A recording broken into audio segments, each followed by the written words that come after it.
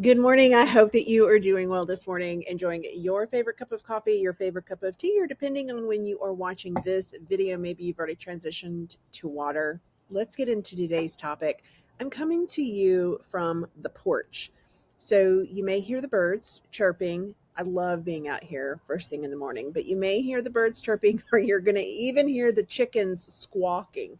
When they start laying their eggs, they like, I don't, it's not a chicken, it's like a squawk.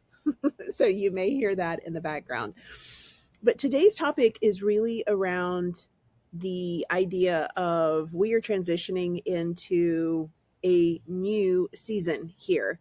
If you think about the second quarter of the year, it really is a transition into summer months. And I call that linen dress flip flop weather.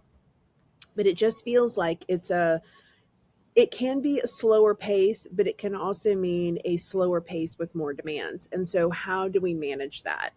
One of the things that I recommend really between each season, so each quarter, is that you do a really quick check in with your time audit. And like before your face slides off, which I know it probably is, I think it's important that we are more proactive around really the demands of our time.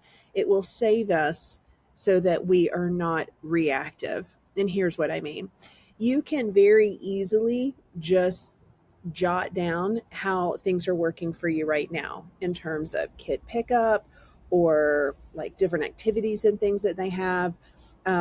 Typically, when I have my members go through a time audit, they will tell me it's not a perfect week. I'm going to wait and do it. There is never a perfect week.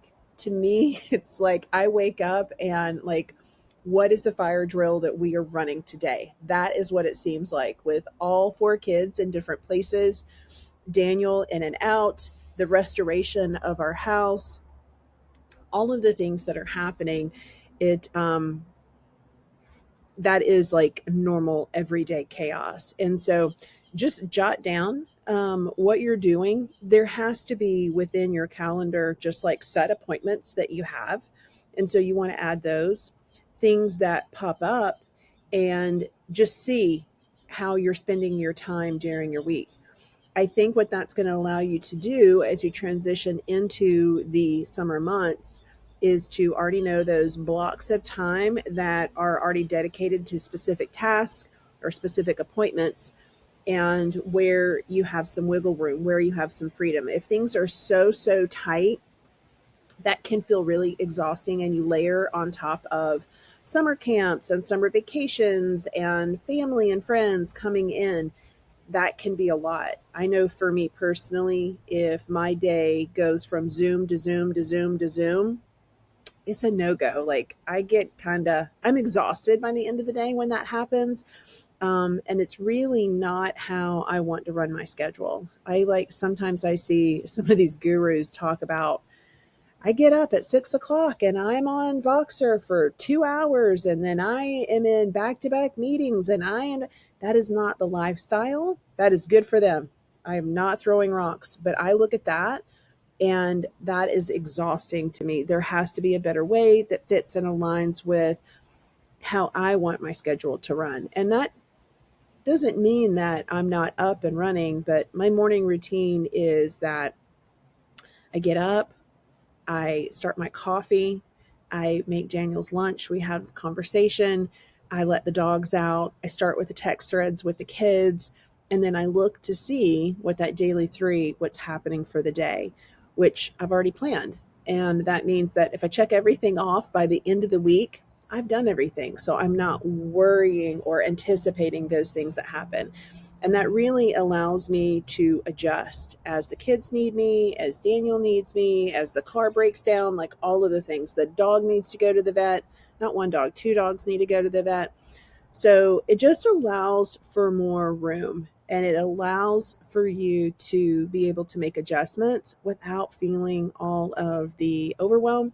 And I think more importantly, without feeling the resentment that you need to count in all of those activities as well. So that's my recommendation. You have a great opportunity as we go into, if you're in the States, a holiday weekend. to make those adjustments and kind of look at what your calendar, how your calendar is filling up. And so I really recommend that you do that now so that you can enjoy that linen dress flip-flop season weather. And just a short note for all of our members, all of your new monthly planning assets and resources and tools have dropped, and they're just delicious. I think it's like this color therapy each and every month when we launch those new resources for you to use. And it was interesting this week, it's come up where I was doing our weekly onboarding, and someone asked about how can the membership help me with accountability. And I think one of the things is that we drop those resources once a month, and it's on the 25th of the month.